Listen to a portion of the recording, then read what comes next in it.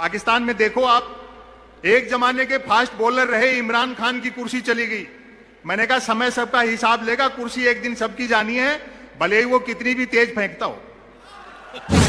Diesel petrol हमारे हाथ में नहीं है, रुपया अंतरराष्ट्रीय कारणों से गिर रहा है, महंगाई बेरोजगारी के लिए कांग्रेस जिम्मेदार है, बाकी सारी समस्याएं नेहरू छोड़ गए, फिर भी कोई दिक्कत हो तो पाकिस्तान चले जाओ।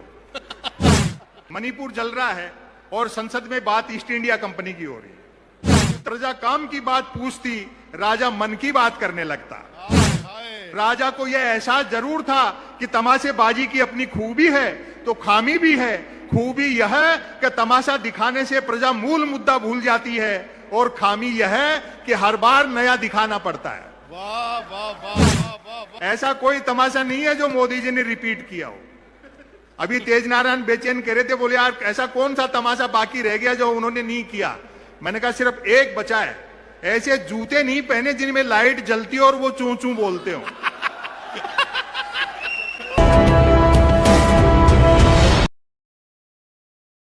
महंगाई, बेरोजगारी, ये सारे भारत जोड़ो यात्रा के मुद्दे थे। अभी तो आपने देखा कि पूरी दुनिया जो है वो कॉरपोरेट के दबाव में। मैंने राहुल जी से भी ये बात की थी यात्रा के दौरान कि पूरी दुनिया का फॉर्मेट देखो, एक नेता और दो पूंजीपति, चाइना को छोड़ करके। लेकिन अब चीजें सामने आ रही हैं। उस लंका तक की हालत खराब है जो किसी जमाने में सोने की चिड़िया, वो पूरी सोने की थी, हम तो सिर्फ चिड़िया थे। और अभी कह रहे थे रासबिहारी गौड़, बोले संपत सरल जी, पाकिस्तान में देखो आप, एक जमाने के फास्ट बॉलर रहे इमरान खान की कुर्सी चली गई।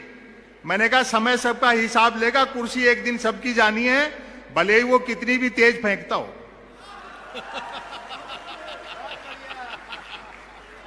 तो ऐसे दौर में मैं एक रचना आपको सुनाता हूं, दो लघु कथाएं सुना देता हूं, सुनिए। 10 साल से कैसेट बज रहा है, वो आपने देखा। डीजल पेट्रोल हमारे हाथ में नहीं है, रुपया अंतरराष्ट्रीय कारणों से गिर रहा है, महंगाई बेरोजगारी के लिए कांग्रेस जिम्मेदार है, बाकी सारी समस्याएं नेहरू छोड़ गए, फिर भी कोई दिक्कत हो तो पाकिस्तान चले जाओ। वो दरअसल आपको होमवर्क देना चाहते हैं, तो होमवर्क में मत फंसा करो। देश की वर्तमान परिस्थितियां आप देखिए, मणिपुर जल रहा है और संसद में बात ईस्ट इंडिया कंपनी की हो रही है, कुतर्क किए जाते हैं। धर्मवीर भारती का एक नाटक था अंधा युग, उसमें एक सीन है, वो सुना करके मैं दो लघु कथाएं, एक छोटी रचना आपको सुनाऊंगा। युद्ध का अंतिम दिन है, 18वां दिन, दोपहर बाद का समय। धृतराष्ट्र और गांधारी महल में बैठे हैं और संजय का इंतजार कर रहे हैं कि वो आए तो सूचना मिले, खबर मिले कि दुर्योधन मारा गया या जीवित है। दो प्रहरी बाहर पहरा दे रहे हैं। एक प्रहरी का सवाल और दूसरे का जवाब देखना आपकी तालियां उठनी चाहिए। अचानक सन्नाटा होता है और अंधकार गिरता है, तो एक प्रहरी ने दूसरे से पूछा, जरा देखना तो ये अंधकार कैसे बढ़ रहा है, जरा देखना तो दूसरा प्रहरी बोला, अंधे राजा की प्रजा कहां तक देखे। हाय हाय, भाई वाह वाह वाह वाह वाह। तो जैसा राजा है वैसी प्रजा होगी, लेकिन इन चुनौतियों का मुकाबला हमको करना है और हम कर लेंगे, हो जाएगा। दो लघु कथाएं सुनिए। मीडिया के लोग यहां बैठे हैं, नहीं होंगे, होते तो भी नहीं दिखाते, उनसे आशा भी क्या करनी, वो दबाव में है बेचारे, वो भी क्या करें। लघु कथा का शीर्षक है ब्रेकिंग न्यूज। एक खबर को कैसे तानते। आत्मनिर्भर नामक राज्य में डिजिटल क्रांति भले ही होने को थी, पर न्यूज क्रांति होनी थी। न्यूज चैनल खबरें तलाशते नहीं, गढ़ते थे और देते नहीं, फैलाते थे। ब्रेकिंग न्यूज की तो मारामारी रहती थी। अब कथा यहां से शुरू होती है। एक दिन जो ही राजा नहाकर स्नान घर से निकला, क्यों ही एक न्यूज चैनल ने ब्रेकिंग न्यूज दागी, राजा नहाया। दूसरे न्यूज चैनल ने खुशी जाहिर की, राजा आज भी नहाया। तीसरे न्यूज चैनल ने अटकलें लगाई, राजा क्यों नहाया। चौथे न्यूज चैनल ने नई जानकारी दी, राजा पहली बार नहाया। पांचवें न्यूज चैनल ने आत्मनिर्भरता की पुष्टि की, राजा खुद नहाया। और अब की आपकी तालियां उठेंगी, छठे न्यूज चैनल ने रहस्योद्घाटन किया, राजा पानी से नहाया। सातवें न्यूज चैनल ने ब्रेकिंग न्यूज में गर्मी भरी, राजा गर्म पानी से नहाया। आठवें न्यूज चैनल ने स्थिति और साफ की, राजा साफ पानी से नहाया। नौवें न्यूज चैनल ने गुप्त जानकारी दी, राजा स्नान घर से नहाया। और अंतिम है 10वें न्यूज चैनल ने राहत भरी ब्रेकिंग न्यूज चलाई, राजा आज तो नहाया। ऐसी एक लघु कथा सोशल मीडिया पे बड़ी चलती है, आप लोग सुनते भी हो। इस कथा पर मैंने एक पूरा नाटक भी लिखा है जो थोड़े दिन बाद सामने आएगा। शीर्षक देखें, तमाशेबाज राजा। तमाशेबाज राजा, ध्यान से सुनना, बहुत अच्छा सुन रहे हैं। अच्छा है। राजा छटा हुआ तमाशेबाज था। वह अपनी प्रजा के मनोविज्ञान से अवगत था कि अमीर गरीब ज्ञानी अज्ञानी कोई हो, सब तमाशा घुस के देखते हैं। उसे पता था कि तमाशेबाजी से एक बार प्रजा के सम्मोहित होते ही राजा प्रजा में सदा के लिए ऐसी ट्यूनिंग बन जाती है कि राजा सिर पीटने की बात भी कहे तो प्रजा तालियां पीटने लगती है। हाय हाय हाय हाय हाय हाय। राजा ने सुशासन के लिए तमाशाई शैली अपनाई। प्रजा ने साफ पानी के लिए आवाज उठाई। राजा ने बहती नदी पर हवाई जहाज तैरा दिया। खाली हाथों ने काम मांगा। राजा अपने हाथ पीछे बांध रस्सी से लटकी जलेबियां खाने को उछलने लगा। बस्ती में आग लग गई। राजा ने आग लगे गोल चक्कर में से आर पार कूदना शुरू कर दिया। प्रजा ने मुद्रास्फीति और मुद्रा अवमूल्यन की ओर ध्यान देने को कहा। राजा गुफा में ध्यान की मुद्रा बनाकर बैठ गया। नागरिक बोले, यातायात के साधन मुहैया कराओ। राजा मौत के कुएं में मोटरसाइकिल चलाने लगा। जनता ने स्कूल और अस्पताल के लिए आंदोलन किया। राजा ने पड़ोसी राज्य के आक्रमण का डर दिखाकर खाली बोतल में रख रख कर रॉकेट छोड़ने शुरू कर दिए। प्रजा काम की बात पूछती, राजा मन की बात करने लगता। हाय हाय। और अंतिम देखना, आपने इस चीज नोट भी की होगी, देखे जो हो, तमाम तमाशेबाजी के बावजूद राजा को यह एहसास जरूर था कि तमाशेबाजी की अपनी खूबी है तो खामी भी है। खूबी यह है कि तमाशा दिखाने से प्रजा मूल मुद्दा भूल जाती है, और खामी यह है कि हर बार नया दिखाना पड़ता है। वाह वाह वाह वाह वाह वाह वाह। ऐसा कोई तमाशा नहीं है जो मोदी जी ने रिपीट किया हो। अभी तेज नारायण बेचैन कह रहे थे, बोले यार ऐसा कौन सा तमाशा बाकी रह गया जो उन्होंने नहीं किया। मैंने कहा सिर्फ एक बचा है, ऐसे जूते नहीं पहने जिनमें लाइट जलती हो और वो चू चू बोलते हो।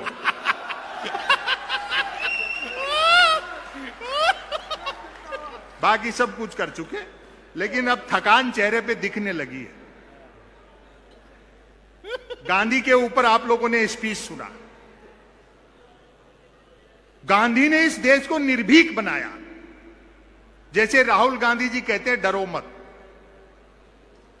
यही एक चीज है, डरना किस बात का।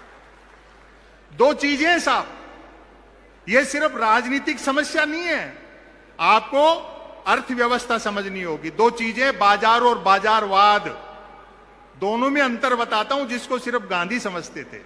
बाजार का मतलब है जरूरत के हिसाब से चीजें बनाना, और बाजारवाद का मतलब है चीजें बना करके जरूरत पैदा करना।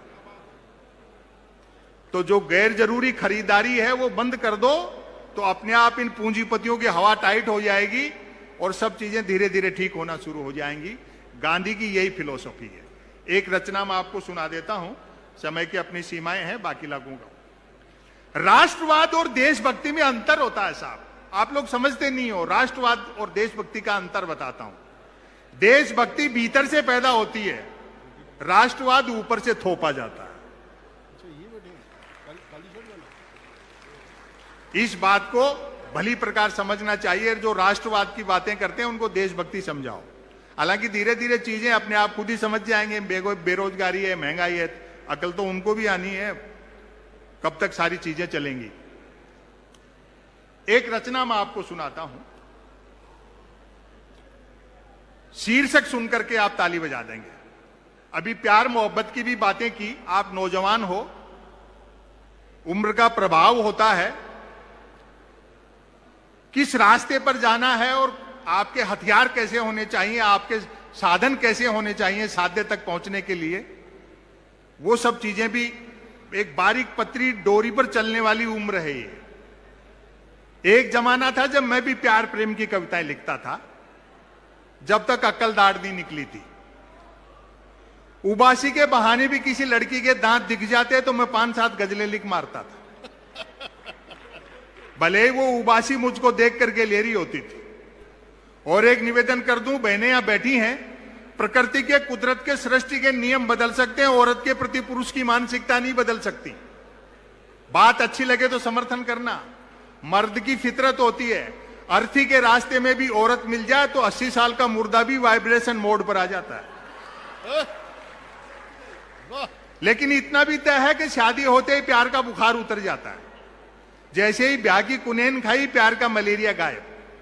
मेरे एक मित्र ने प्रेम विवाह किया, नाम नहीं बताऊंगा वरना आप समझ जाओगे, रमेश मुस्कान के लिए कह रहा हूं। प्यार के दौरान जिस लड़की के साथ जो कंकर झील में फेंके थे, शादी के बाद दाल में निकल रहे हैं। और ताली तो इस बात पर बजाओगे, जिस लड़की को लेकर भागा था अब उसको देखते ही भागता है। शादी के 3 दिन बाद मिला, मैंने कहा नया नया प्रेम विवाह किया, पत्नी को लेकर सिनेमा जा, सैर सपाटा करके मंदिर मंदिर भटकता है। बोले भाई साहब सुना है जोड़े ईश्वर बनाता है, बस उसी को ढूंढना है। ये बहुत त्याग और समर्पण का काम है। प्यार मोहब्बत में आदमी को अपना कैरियर तक दांव पर लगाना पड़ता है। मैं ऐसे कई को जानता हूं जो अपने प्यार प्रेम के दौरान बड़े अन्य रहते थे, लेकिन धीरे धीरे उनको अक्ल आ गई। ये सब चीजें, ये शोशेबाजी, परिवार की, कैरियर की, सब चीजों की चिंता रहनी चाहिए। समय बदल गया, समा का स्थान ट्यूबलाइट ने ले लिया। परवाना जलने की गरज से जाता है तो छिपकली खा जाती है। तो जो बुनियादी चीजें हैं उन्हीं में आदमी का मन रमना चाहिए, और कोई पद की ऐसी लालसा नहीं रहनी चाहिए। हम जिस काम के निमित्त हैं, लोकतंत्र पर बड़ा खतरा है। जिस तरह का वैमनस्य की जहर इन्होंने भर दिया है, उस सब से निपटने के लिए ये सब चीजें त्याग करके काम में जुटना है। आप जुटे हुए हैं, हम इस लड़ाई को जीतेंगे। जुड़ेगा भारत, जीतेगा इंडिया। एक रचना मैं सुना देता हूं आपको, मन की बात, ध्यान से सुनना। कोई कुछ भी बात करे, बात कुल 2 ही प्रकार की होती हैं, एक काम की बात और दूसरी मन की बात। यदि आप मेरी इस बात से सहमत नहीं हैं तो फिर आपकी अलग बात। यूं तो बात काम की हो या मन की होती, दोनों बात ही हैं, लेकिन दोनों में बेसिक डिफरेंस ये होता है कि काम की बात में मन नहीं होता और मन की बात में काम। हाय हाय। असल में तो मन की बात की ही इसलिए जाती है ताकि काम की बात नहीं करनी पड़े। हाय हाय। मन की बात कुछ कुछ वैसी ही होती है जैसे सदैव 2 व्हीलर चलाते रहने वाले के कभी 4 व्हीलर हाथ लग जाए तो वह खाली सड़क पर भी हॉर्न बजाते हुए चलता है। मन की बात एक तरफा होती है, जैसे देवता वगैरह मूड आने पर आकाशवाणी कर दिया करते थे। मन की बात एक प्रकार का मौखिक प्रसाद होती है, जिसे पाने के लिए भक्तों को हाथों के बजाय कान फैलाने होते। वाह वाह। मन की बात बिना विषय की होती है, क्योंकि वह मन की बात होती है। यदि भूले भटके मन की बात किसी विषय पर आ भी जाए तो भी कोई माई का लाल अंत तक नहीं पकड़ सकता कि मन की बात आखिर हो किस विषय पर रही है। हाय हाय। अब आप देखें, काम की बात अपने काम से काम रखती है, जबकि मन की बात का प्रचार करना पड़ता है कि फला तारीख को इतने बजकर इतने मिनट पर मन की बात होगी। पता लगते ही मन की बात को ही काम की बात मानने वाले उछल पड़ते हैं कि वाह मजा आ गया, फला तारीख को इतने बजकर इतने मिनट पर काम की बात होगी। काम की बात सुनी न जाए तो अच्छी खासी काम की बात भी मन की बात होकर रह जाती है, जबकि मन की बात को सुनने वाले मिल जाएं तो बात कोरी मन की बात होने के बावजूद बड़े काम की बात बन जाती है। वाह। अब व्यंग देखें आप, वैसे सुनने वाले न मिले, समर्थन करना, वैसे सुनने वाले न मिले तो मन की बात दीवारों से भी की जा सकती है, क्योंकि मन की बात करने वाले ने सुन रखा होता है कि दीवारों के भी कान होते हैं। और अब तालियां उठाना, बल्कि वह तो यह तक मानकर चलता है कि जिनके कान होते हैं वे दीवार ही होते हैं। वाह वाह वाह वाह, बहुत मोहब्बत दी आपने। मन की बात अक्सर शुरू यहां से होती है, भाइयों और बहनों। बस इतना सुनते ही मन की बात के मुरीद भाई बहन सांस रोककर मन की बात ऐसे सुनने लगते हैं मानो सुनने के लिए जिंदगी में अब सिर्फ यही काम की बात बची है। काम की बात करने से बचने की एकमात्र तरकीब है कि तुरंत मन की बात शुरू कर दी जाए। यह अलग बात है कि लगातार मन की बात करते रहने वाले से फिर लोग उम्मीद भी नहीं रखते कि वह जिंदगी में कभी कोई काम की बात भी करेगा। वाह, मन की बात अक्सर ज्ञान सिखाने जैसी होती है। जैसे हम छोटी क्लास में छोटी छोटी बिना मात्राओं की अक्सर सीखते हैं, समापन है इसका। मन की बात अक्सर ज्ञान सिखाने जैसी होती है। जैसे रतन नल पर चल, रतन झटपट चल, रतन झटपट नल पर चल। ऐसी मजेदार मन की बात का नतीजा भी मजेदार निकलता है। सुनने वाले प्रेरित हो, खुद को रतन मानकर उठते हैं, मटका बाल्टी उठाते हैं और न सिर्फ नल की ओर चलते हैं बल्कि नल की ओर झटपट चलते हैं। वहां पहुंचकर माथा पीटते हैं कि हाय, समर्थन करना तालियों से। वहां पहुंचकर माथा पीटते हैं कि हाय, नल से तो पानी नहीं हवा निकल रही है, अर्थात नल तो खुद कमबख्त मन की बात कर रहा है। वाह वाह वाह वाह वाह। श्रोताओं के इस रिएक्शन से प्रभावित होकर मन की बात करने वाला तुरंत अपनी अगली मन की बात शुरू कर डालता है। रतन घर पर चल, रतन झटपट चल, रतन झटपट घर पर चल। मन की बात करने वाला अनजाने में भी काम की बात नहीं करता। वह जानता है कि काम की बात करने से सब काम में लग जाएंगे, तो फिर मन की बात कौन सुनेगा। वाह वाह वाह। आपने बड़ी मोहब्बत दी और तमाम कवियों को सुना। मेरे निवेदन पर आदरणीय श्रीनिवास बीवी ने यह कार्यक्रम रखा था। थोड़ी साउंड की, इको की सिस्टम में थोड़ा सा लगा कवियों को कि बात कम पहुंच रही है, लेकिन आप लोगों तक बहुत अच्छी पहुंच रही है। खचाखच बरेश पांडाल में जिस मन से आपने कवियों और शायरों को सुना, नेहा सिंह राठौड़ को सुना और आगे भी जिन कलाकारों को सुनेंगे, मैं चाहता हूं सबके लिए एक बार जोरदार तालियां बजा दें। और अंत में मैं यही कहूंगा कि सच्चा है अपना प्यार तो फिर क्या इस जहां का डर। गुलबन के गुलिस्ताने फिर से खिलेंगे हम, और अब की बिछुड़ रहे हैं तो रंज मत करो, अगली बहार आई तो फिर से मिलेंगे हम। बहुत बहुत धन्यवाद।